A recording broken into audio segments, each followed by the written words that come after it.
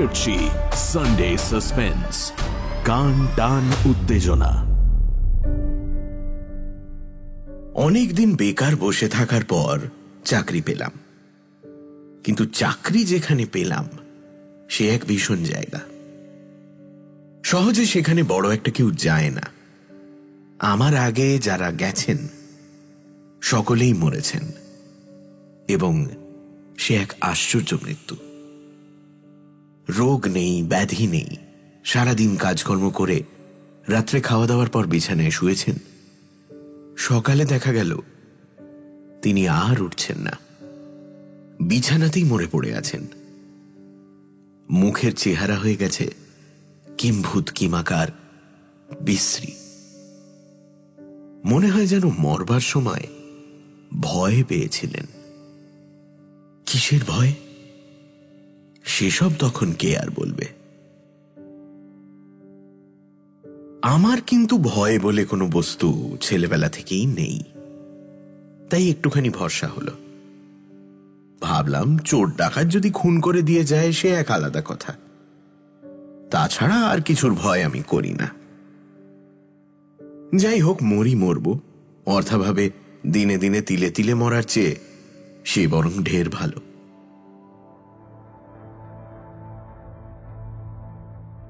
Sunday suspense ক্লাসিক্সে আজ শুনবেন শৈলজানন্দ মুখোপাধ্যায়ের লেখা নমস্কার। শৈলজানন্দ মুখোপাধ্যায়, ওনার জন্ম 1901 সালে বীরভূম জেলায়। খনি শ্রমিকদের নিয়ে বাংলা সাহিত্যের সার্থক গল্প রচনায় তিনি পথিকৃৎ। উপন্যাস ও গল্প নিয়ে প্রায় 150টি বই তিনি রচনা করেছেন। তার মধ্যে কালকুঠুরির দেশে, অপরূপা, ডাক্তার এবং বন্দী উল্লেখযোগ্য। উনি চলচ্চিত্র পরিচালনাও করেছেন। আজকের গল্পটি আমরা নিয়েছি মিত্র ও ঘোষ প্রকাশিত শীর্ষেন্দু মুখোপাধ্যায় ও বারিদ বরণ ঘোষ সম্পাদিত 100 বছরের সেরা ভৌতিক বইটি থেকে। শুরু হচ্ছে নমস্কার।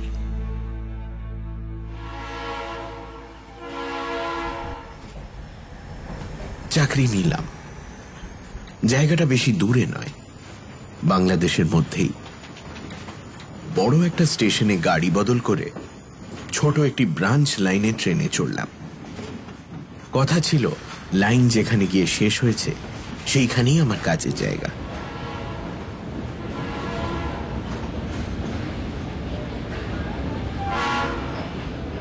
সন্ধ্যার একটু পরেই আকাশে চাঁদ উঠল।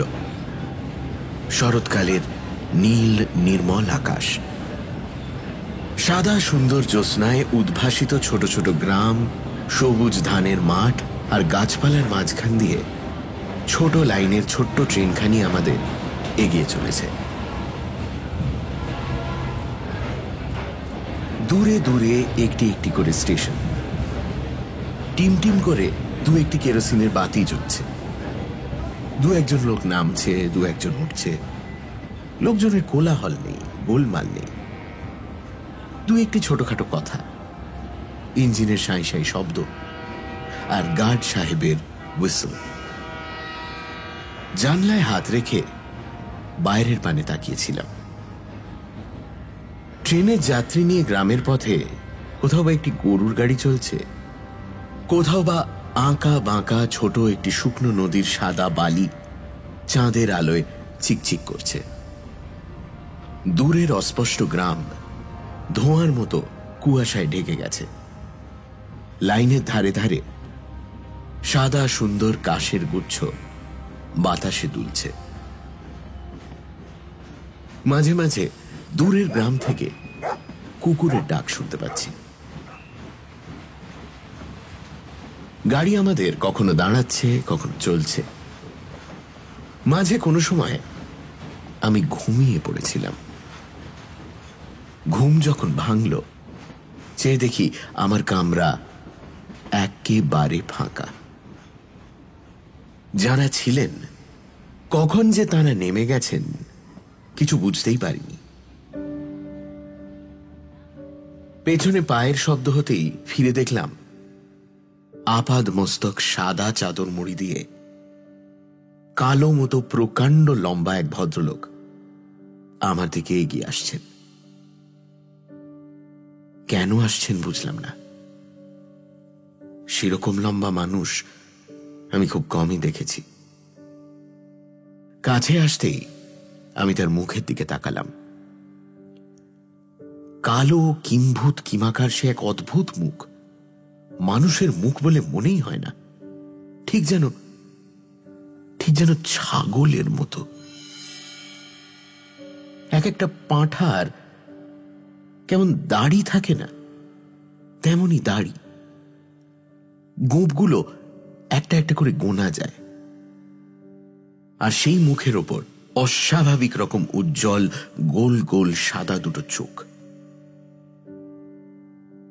চোখে আমার ঘুমের ঘোর যদি বা একটুখানি ছিল, লোকটাকে আমার সামনের বেঞ্চে বসতে দেখে সেটুকু উড়ে গেল।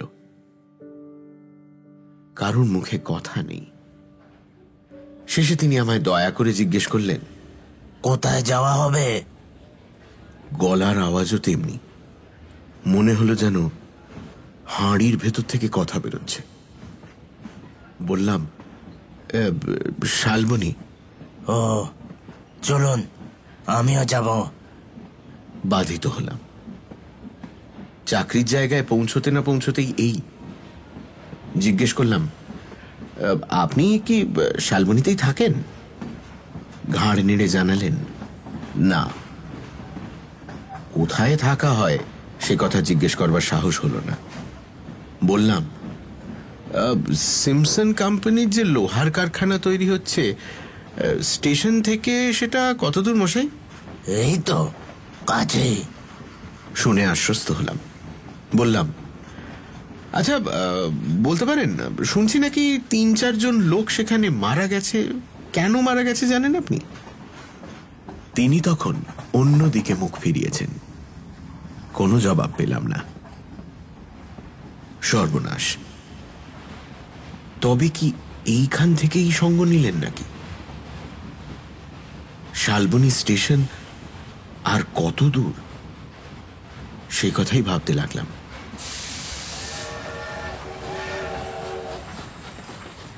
দেখতে দেখতে ট্রেনের গতি মন্থর হয়ে এলো। ভদ্রলোক এতক্ষণ পরে আমার দিকে মুখ ফেরালেন। বললেন, কারখানায় চাকরি নিয়ে এলেন বুঝি? কি আর করি, পেটের দায়ে, 2-3টে ছেলে মেয়ে। যদি মারা যান? সে কথা নিজেও কতবার ভেবেছি, কিন্তু তাঁর হঠাৎ এই কথাটা শোনা মাত্র বুকের ভেতরটা কেমন ধক করে উঠল। বললাম, না হলে তো না খেতে পেয়েই সবাই মারা যাব। ছেলে মেয়ে কটি? 3টি, 2টি ছেলে, 1টি মেয়ে। আর সংসারে কে কে আছে? বুড়ো বাবা, মা, পিসি, মাসি, ভাগ্নি, পোষ্যের আর অন্ত নেই। বলে তিনি একবার বাইরের দিকে মুখ বাড়িয়ে কি যেন দেখলেন। দেখেই বললেন, বুড়ো বাবা মাকে খেতে দেওয়া খুব ভালো, আজকাল অনেকে দেয় না। আমিও বুড়ো হয়েছিলাম মশাই, কিন্তু এমন পাজি ছেলে। বলেই তিনি উঠে দাঁড়ালেন। বললেন, চলুন, স্টেশন এসে গেছে।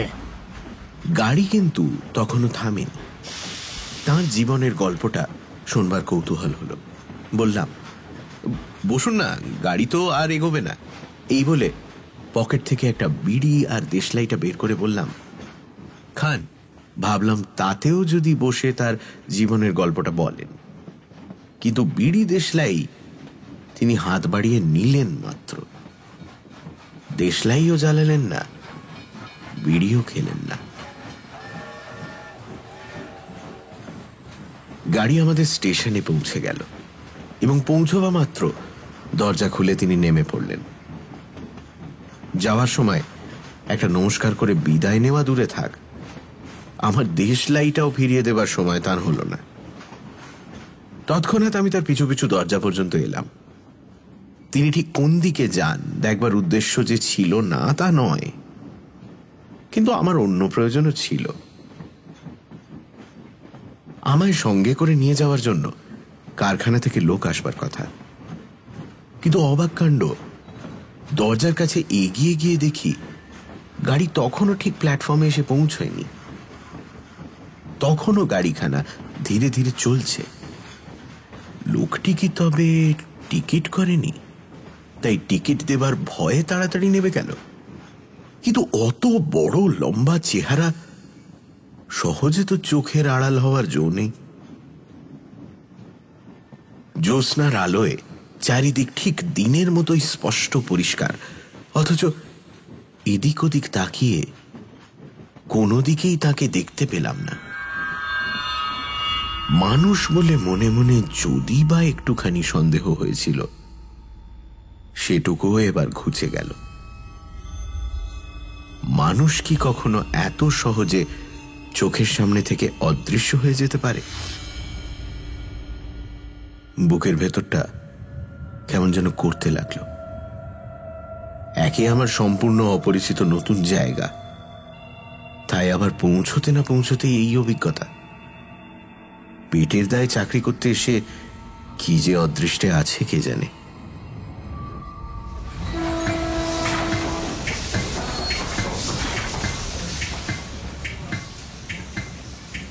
কারখানা থেকে দুজন গোর্খা চাপরাশি এসেছে আর একজন বাঙালি ভদ্রলোক। গাড়ি থেকে আমার জিনিসপত্র তারাই নামালো। প্ল্যাটফর্মে দাঁড়িয়ে একবার চারিদিকে চেয়ে নিলাম। যত দূর দৃষ্টি যায় শুধু শালের জঙ্গল, ছোট ছোট কয়েকটি পাহাড়ও দেখলাম। ট্রেনের লাইন এইখানে শেষ হয়ে গেছে। গাড়িতে উঠবার সময় লক্ষ্য করিনি, এখন দেখলাম ট্রেনের দুদিকে দুটো ইঞ্জিন জুড়ে দেওয়া হয়েছে, একটা সামনে একটা পেছনে। এইবার পেছনের ইঞ্জিনটা পিছু হাঁটতে শুরু করলো। গাড়িটা যেদিক থেকে এসেছিল হুস হুস করে ধোঁয়া ছাড়তে ছাড়তে আবার সেই দিকেই চলে গেল। চারিদিক নির্জন, মাঝখানে ইস্পাতের ঝকঝকে লাইন চাঁদের আলোয় চিকচিক করছে। এ পাশে ছোট্ট একটি স্টেশন, আর ওপাশে আমাদের কারখানা। কারখানা গড়ে উঠতে তখনও অনেক দেরি। প্রকাণ্ড বড় বড় লোহার যন্ত্রপাতি এসে পৌঁছেছে।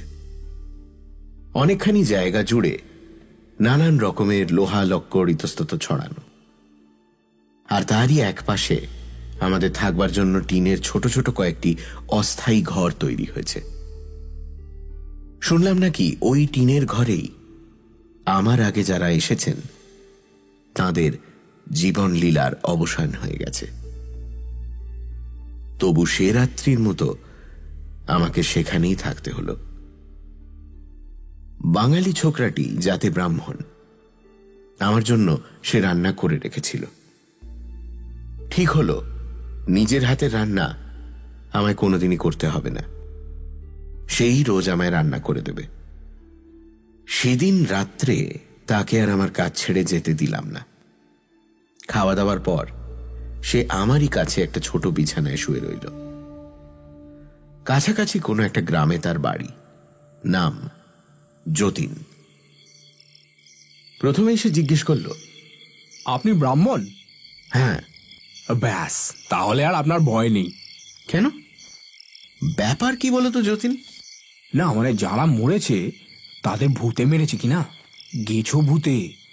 ভূত কখনো বামুনকে মারে না, ওরা কেউ বামুন ছিল না। বামুনকে মারবে না সেটা তুমি কেমন করে জানলে?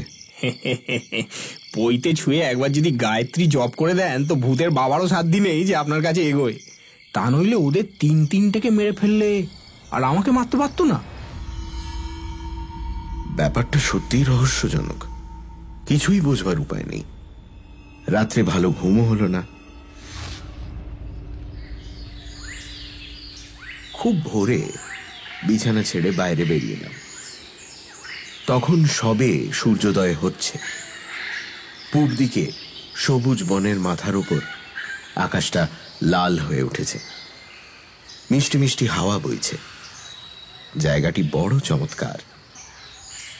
আমায় বাইরে আসতে দেখেই গোর্খা চাপরাশি দুজন সালাম করে আমার কাছে এসে দাঁড়ালো। সালাম সাহেব। সালাম বাবু। জিজ্ঞেস করলো কাজ আরম্ভ হবে কিনা, এবং তা যদি হয় তাহলে ওরা আশেপাশের গ্রাম থেকে লোক ডাকতে যাবে কিনা। বললাম, যাও তোমরা লোক নিয়ে এসো, কাজ আরম্ভ হবে। এখন আমাদের কাজ শুধু জঙ্গলের গাছ কাটা। কোম্পানি তার জন্য আমার সঙ্গে দিয়েছে 100 টাকা। তাছাড়া টাকার দরকার হলেই হয় হেড অফিসে জানাতে হবে, আর না হয় এখানকার জাংশন স্টেশনে কোম্পানির যে চুনের কারখানা আছে সেখানে জানালেই তারা তৎক্ষণাৎ টাকা পাঠিয়ে দেবে। আমার উপর হুকুম, 1 মাসের মধ্যে অন্তত 1000 বিঘে জমি সাফ করে ফেলা চাই। চাপরাশিদের বলে দিলাম, লোক তোমরা যত বেশি পারো নিয়ে এসো। তারা লোক আনতে চলে গেল। ভাবলাম আমার একমাত্র প্রতিবেশী স্টেশন মাস্টারের সঙ্গে আলাপ পরিচয়টা করে আসি, কিন্তু এত সকালে ভদ্রলোক ঘুম থেকে উঠেছেন কিনা কে জানে। একটু পরেই যাওয়া যাবে ভেবে পায়ে চলা যে সরু পথটি জঙ্গলের ভেতর গিয়ে ঢুকেছে, সেই পথ ধরে হাঁটা শুরু করলাম।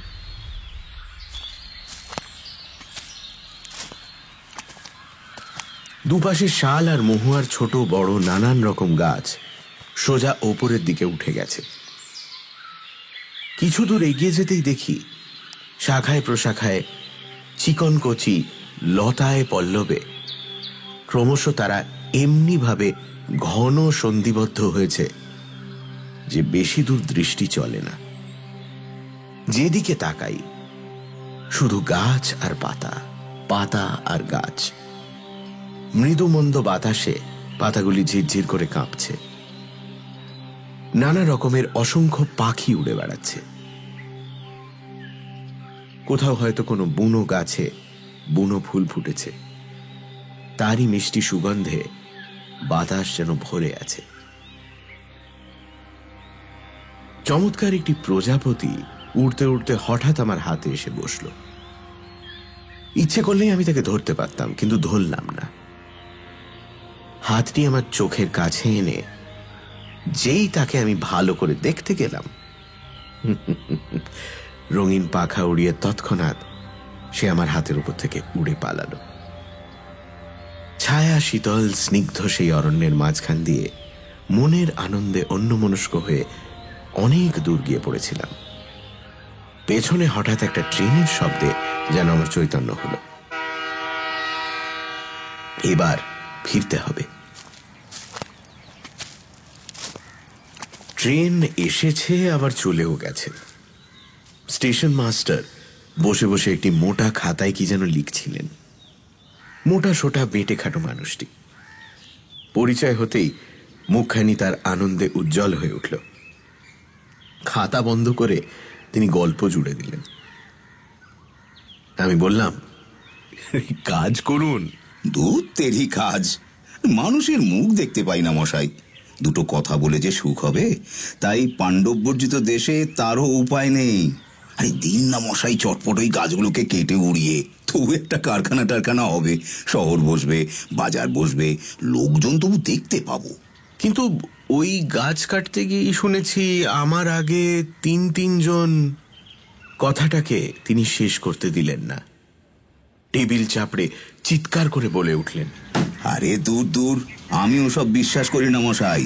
ভূত না চাই, আরে ভূত না হয় মেরেই দিয়ে গেল, কিন্তু টাকা কড়িগুলো গেল কোথায়? সেগুলোও কি ভূতে নিয়ে গেল নাকি?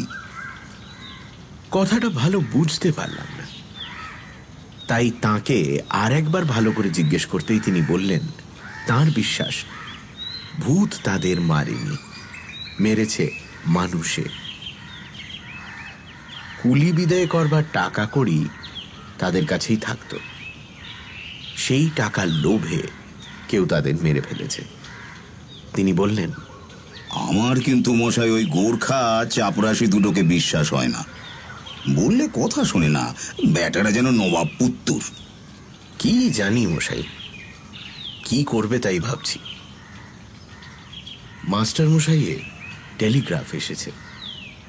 তিনি উঠে দাঁড়ালেন। টেলিগ্রাফের কলটার কাছে গিয়ে টকটক করে কলটা বার কতক বাজিয়ে দিয়ে আবার চেয়ারে এসে বসলেন। তারপর আমাকে বললেন, আপনার আগে যে লোকটা এসেছিল তাকেও বলেছিলাম, কিন্তু সে হিন্দুস্তানি, বাঙালির কথা শুনলে না। ভাবলে আমি বুঝি ওর টাকাগুলো বাগাবার মতলবে আছি। কাজ শেষ করে তিনি আবার আমার কাছে এসে বসলেন।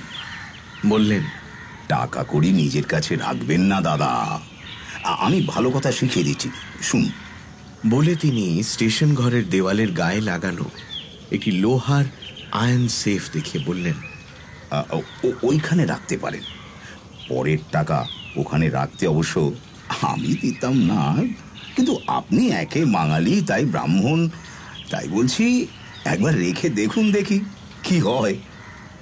রাত 10টায় আমার শেষ ট্রেনখানা পার করে দিয়ে আমি আবার বাসায় চলে যাই, আর সেই সময় চাবি আবি সঙ্গে করে নিয়ে চলে যাব। আপনি ইচ্ছে করলে রাত্রে এখানে শুয়েও থাকতে পারেন। বেশ করে দরজা জানলাগুলো বন্ধ করে দিয়ে এই টেবিলের ওপর তোফা আরামে নাক ডাকবেন মশাই। টাকা থাকবে ওই আয়রন চেস্টের মধ্যে। দেখুন তো দেখি ভূতে কেমন করে মারে। পরামর্শ মন্দ নয়। খাবার জোগাড় করবার জন্যে যতীন আমার কাছ থেকে টাকা চাইতে এলো। টাকা দিয়ে বললাম, রাত্রে আমি এইখানে থাকবো। হ্যাঁ যতীন? যতীন হেসে বলল, বুঝতে পেরেছি, বাবু ভয় পেয়েছেন। তা আপনার ভয় কি বাবু? আপনি না বেরাম্মন মানুষ, আমি তো তখনই আপনাকে বলে দিলাম। গোর্খা চাপরাশি দুজন, বেশ কাজের লোক। গাছ কাটবার জন্য প্রায় 50 জন কুলি তারা ধরে নিয়ে এলো।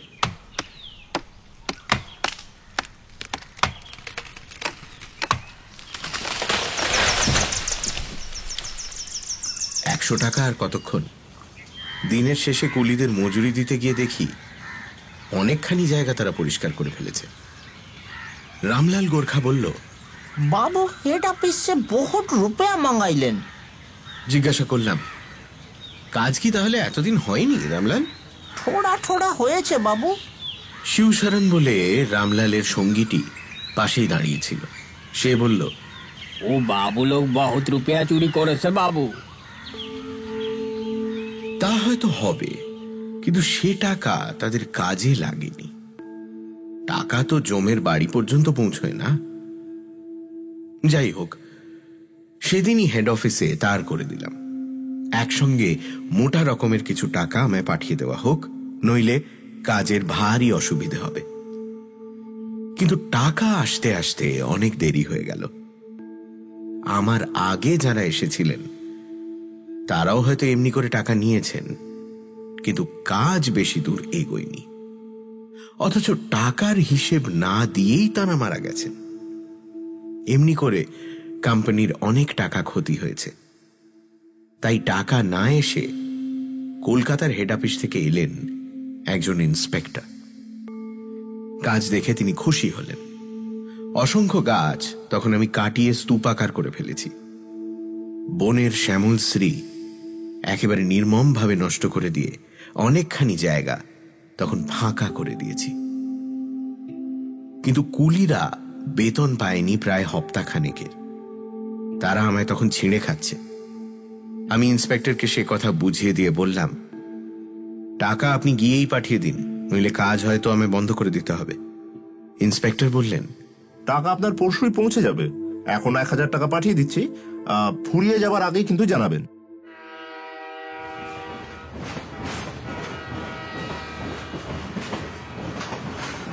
তাকে আমি ট্রেনে চড়িয়ে দিয়ে এলাম। শিবশরণ আমার সঙ্গে গিয়েছিল। ফেরবার পথে শিবশরণ বলল, আরো বেশি টাকা মাঙ্গাইলেন বাবু, 1000 টাকার কদিন। ফুরলেই আবার পাঠাবে, টাকার জন্য ভাব নাকি। যতীনকে প্রায়ই বলতাম, কই যতীন, মরলাম না তো? বড় বড় গাছগুলো তো প্রায় সবই কেটে ফেললাম। যতীন হেসে জবাব দিত, আমি তো বাবু আগেই সে কথা বলে দিয়েছি, বামুনের কোনো ভয় নেই। ঠিক বলেছ। কথাটা প্রথমে বিশ্বাস করিনি, এখন দেখছি সেই কথাই সত্যি। আগে হ্যাঁ, আমার ওসব অনেক জানা আছে। রাত্রে সেদিন খেতে বসে জিজ্ঞেস করলাম, ভূত তুমি নিজে কোনোদিন দেখেছো যতীন? তা আগে দেখেছি বই কি। এই বলে সে তার ভূত দেখার গল্প আরম্ভ করল। এমন গল্প যে সে আর সহজে থামতেই চায় না। এদিকে রাত্রির শেষ গাড়ি তখন স্টেশনে এসে দাঁড়িয়েছে। গাড়িটা ছেড়ে গেলেই স্টেশন মাস্টার বাসায় চলে যাবেন। তার আগেই আমার সেখানে যাওয়া দরকার, কারণ রাত্রে আমার শোয়ার বন্দোবস্ত সেখানেই। কাজেই বাধ্য হয়ে যতীনকে বললাম, বাকিটা কাল শুনবো যতীন, আজ থাক। কিন্তু এমনই তার গল্প বলার শখ যে সে শেষ পর্যন্ত আমার সঙ্গে স্টেশন পর্যন্ত তার গল্পটা বলতে বলতে এলো। গাড়ি চলে গেছে। মাস্টার মশাই তখনও বসে আছেন দেখে জিজ্ঞেস করলাম, বসে আছেন যে এখনো? আসুন, আপনারই জন্য বসে আছি। ঠিক আছে, এবার আপনি যেতে পারেন। যাবো কি মশাই, জংশন থেকে টেলিফোন এলো, আপনার 1000 টাকা নিয়ে লোক আসছে। আসছে মানে কেমন করে আসবে? গাড়ি তো চলে গেল। এ কি আর আপনার আমার কাজ মশাই? কত বড় সাহেব কোম্পানির কাজ, খাতির কত। জংশন থেকে একখানা পাইলট ইঞ্জিন দিয়েছে, ওই তাইতেই লোক আপনার এলো বলে। যতীন বলল, তাহলে এই অবসরে গল্পটা আমার শেষ করেনি বাবু। হ্যাঁ, শুনুন শুনুন। বলে সে তার গল্প শেষ করতে বসল। গল্প শেষ হতে না হতেই হুশ করে ইঞ্জিন এসে দাঁড়াল।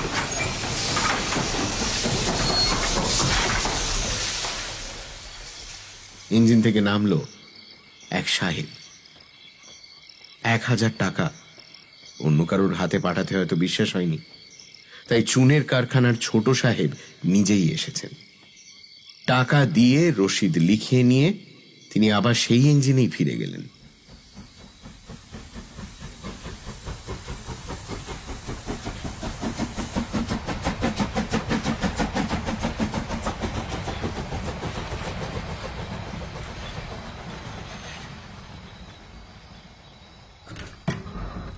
টাকাগুলি লোহার সিন্ধুকে বন্ধ করে রেখে, চাবি যেখানে থাকে সেইখানে রেখে মাস্টারমশাই বললেন, আসি তবে, নমস্কার। আচ্ছা আসুন। যতীন বলল, আমিও তাহলে আসি বাবু, আপনি শুয়ে পড়ুন। আচ্ছা ঠিক আছে, যাও। বলে দরজা জানলা বন্ধ করছি এমন সময় যতীন ফিরে এলো। বলল, অত অত টাকা এলো, আপনি একা থাকবেন বাবু? গোর্খা দুটোকে পাঠিয়ে দেবো? ঘাড় নেড়ে বললাম, না।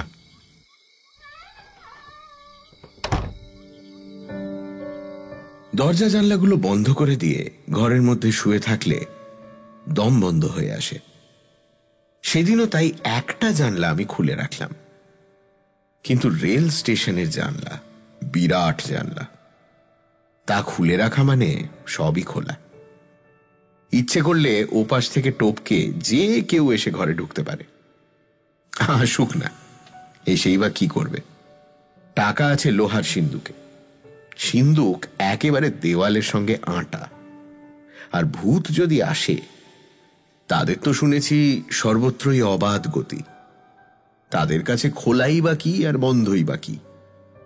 তারা অবশ্য টাকা নিতে আসে না।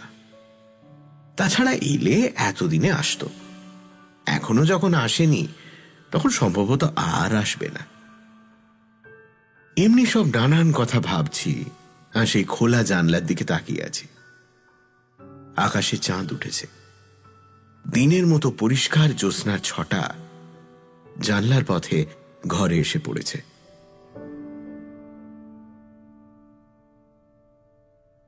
ভাবতে ভাবতে কতক্ষণ পর জানি ঘুমিয়ে পড়েছিলাম। হঠাৎ মনে হলো কাপড় দিয়ে কে যেন আমার মুখখানা চেপে ধরেছে। ঘুম ভেঙে গেল। জেগে দেখি সত্যি তাই। হাত তুলতে গিয়ে দেখি হাত দুটো দড়ি দিয়ে বাঁধা, পায়ের অবস্থাও তাই। ঘুমের ঘোরে কখন কে যেন এসে আমায় আষ্টে পৃষ্ঠে বেঁধে ফেলেছে। কিছুই বুঝতে পারছি না, কথা বলার উপায় নেই। দম যেন বন্ধ হয়ে আসছে, অথচ চোখ দুটো খোলা। জানলার পথে যে জ্যোৎস্নার আলো এসে ঘরে পড়েছে, তাতে শুধু সেই জায়গাটি দেখা যায়।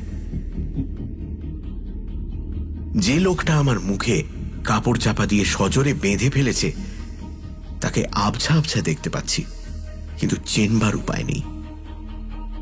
মুখ খুলতে পারছি না, তবুও কোনো মতে অস্পষ্টভাবে গো গো করে বললাম, টাকা নিয়ে যাও, তোমরা মেরে ফেলো না বাবা। ওদিকে আমার মাথার পেছনে দেওয়ালের গায়ে সিন্দুক খোলার শব্দ পেলাম। কি আর করি, মরার মতো চুপ করে পড়ে আছি। মৃত্যু অনিবার্য। এতক্ষণে বুঝলাম আমার আগে যারা মারা গেছে তারাও ঠিক এমনি করেই গেছে। বুকের ভেতরটা ধক ধক করছে, গলাটা শুকিয়ে কাঠ হয়ে গেছে। সে যে কি ভীষণ অবস্থা তা আমি লিখে বোঝাতে পারবো না। চোখের সামনে আমার ছোট ছোট ছেলে মেয়ে তিনটির কচি মুখ ভেসে উঠল। আমার স্ত্রীর কথা মনে হলো, কেন যে আমি তাদের ছেড়ে এখানে এলাম। চোখ দিয়ে আমার দর দর করে জল গড়িয়ে পড়তে লাগলো। হে ভগবান, এটা যেন আমায় প্রাণে না মারে। বেঁচে যদি থাকি তো কালই আমি এই চাকরিতে ইস্তফা দিয়ে চলে যাব। টাকাগুলো মাথার কাছে ঝনঝন করে উঠল। থলেটা তাহলে ওরা বার করেছে। এমন সময় মনে হলো যেন জানলার পথে আর একটা লোক ঘরের মধ্যে লাফিয়ে পড়ল। চোখের জলে দৃষ্টি তখন ঝাপসা হয়ে এসেছে, তবু যেন মনে হলো আপাদ মস্তক সাদা কাপড়ে ঢাকা প্রকাণ্ড লম্বা সেই লোকটা যাকে আমি প্রথম দিন ট্রেনে দেখেছিলাম। গলাটা তখন কে যেন আমার দু হাত দিয়ে চেপে ধরেছে। এইবার মৃত্যু। অনুরোধ করবার শক্তি নেই। মুখের কাপড় তখনও তেমনই বাঁধা। কিন্তু অবাক কাণ্ড, মরতে মরতে আমি বেঁচে গেলাম। আমার গলা ছেড়ে দিয়ে ঘরের মধ্যে সে কার সঙ্গে যেন হাতাহাতি শুরু করে দিয়েছে।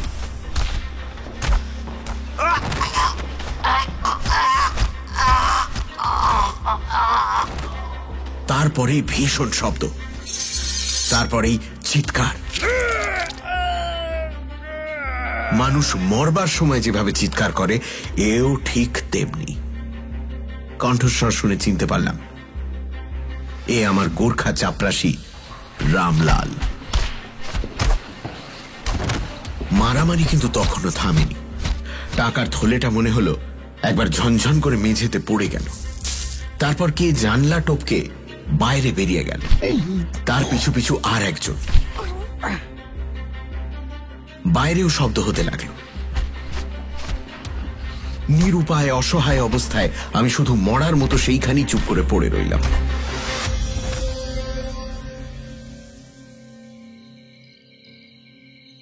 খানিক পরে সব নিস্তব্ধ হয়ে গেল। কি যে হলো কিছুই ভালো করে বুঝতে পারলাম না। তখনও বুকের ভেতরটা আমার কেমন যেন করছে। যে কোনো মুহূর্তে মৃত্যু হতে পারে সেই কথাই ভাবছি।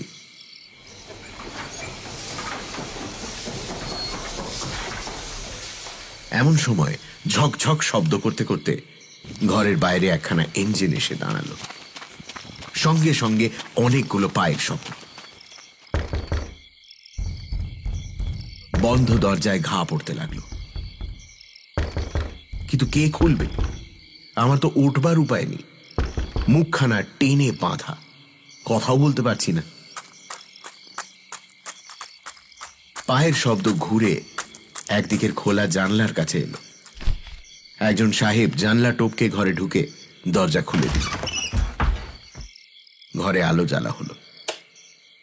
জাংশন থেকে তাঁরা ইঞ্জিন চড়ে 4 জন এসেছেন। কোয়ার্টার থেকে স্টেশন মাস্টার এলেন। ঘরের মেঝে রক্তে ভেসে গেছে। গোর্খা চাপরাশি রামলাল মেঝের ওপর মরে পড়ে আছে। তারই কোমরের বোঝালি তারই গলায় বসিয়ে দেওয়া হয়েছে। লোহার সিন্দুক খোলা, কিন্তু টাকার থলি মেঝের ওপরেই পড়ে আছে। ব্যাপারটা কিছুই ভালো বোঝবার উপায় নেই। কে যে আমায় মেরে ফেলে টাকা নিয়ে উধাও হবে ভাবছিল, আর কেই বা আমায় বাঁচিয়ে রামলালকে মেরে গেল কে জানে। সাহেবদের জিজ্ঞেস করলাম, আপনারা খবর পেলেন কেমন করে? যিনি এখানে টাকা দিয়ে গিয়েছিলেন তিনি বললেন, আসলে জাংশনে ইঞ্জিন আমাদের পৌঁছবা মাত্র এখান থেকে টেলিফোন গেল, ডাকাত পড়েছে, জলদি আসুন। এখান থেকে টেলিফোন করবে কে? স্টেশন মাস্টার ফোনের কাছে উঠে গিয়ে ফোনটা হাত দিয়ে তুলে আমাদের দেখালেন। ফোনের কানেকশন তিনি কেটে দিয়েই বাসায় গিয়েছেন। অবাক হয়ে আমরা পরস্পরের মুখ চাওয়াচাওয়ি করতে লাগলাম। হঠাৎ আমার মনে হলো ঝগড়াটা বাইরে পর্যন্ত গড়িয়েছিল। বাইরে বেরিয়ে একবার দেখা যাক। সবাই মিলে বাইরে বেরিয়ে গেলাম। জ্যোৎস্নার আলো তখন ম্লান হয়ে এলেও দেখা গেল দূরে প্ল্যাটফর্মের একেবারে শেষ সীমানায় সাদা মতো কি যেন একটা পড়ে রয়েছে। কাছে গিয়ে দেখলাম শিবশরণ। আমাদের দেখে সে শুধু কাঁদতে থাকে, মুখে কোনো কথা বলে না।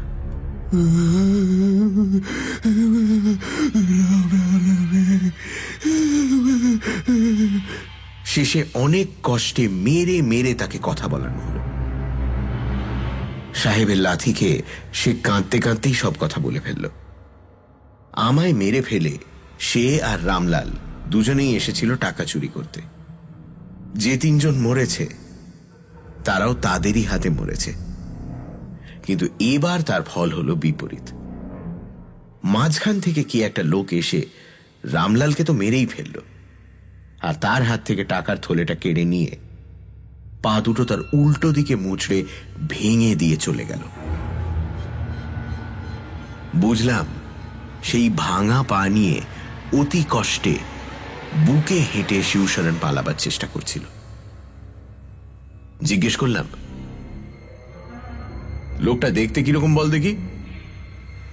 শিবশরণ বলল, সে মানুষ নয় বাবু, তার গায়ে বহুত জোর, ইয়া লম্বা তাল গাছের মতো আর ছাগলের মতো মুখ। আর কিছু বলবার দরকার ছিল না। মাথাটা তখন আমার কেমন যেন ঘুরছিল বলে সেইখানেই বসে পড়লাম। মনে হলো রামলাল যখন আমার গলাটা চেপে ধরে আমায় মেরে ফেলবার উদ্যোগ করেছিল, তাকে তখন আমি জানলা টপকে ঘরে ঢুকতে দেখেছি।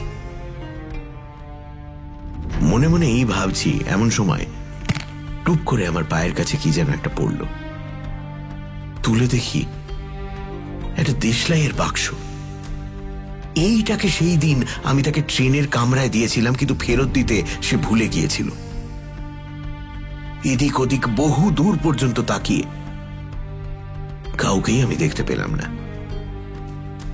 সমস্ত শরীর আমার তখন রোমাঞ্চিত হয়ে উঠেছে। কিন্তু কে সে? যেই হও, তুমি আমার প্রাণ রক্ষা করেছ। তোমায় নমস্কার।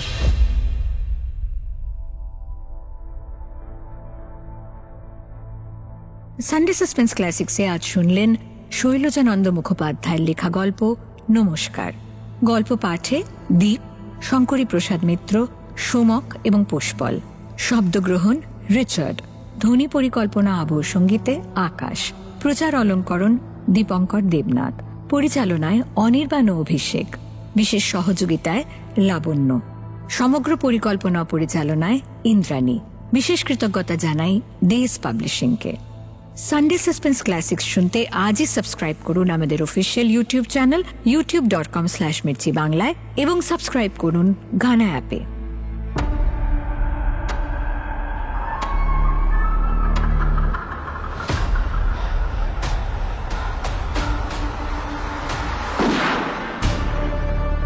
মির্চি সানডে সাসপেন্স, কান টান উত্তেজনা।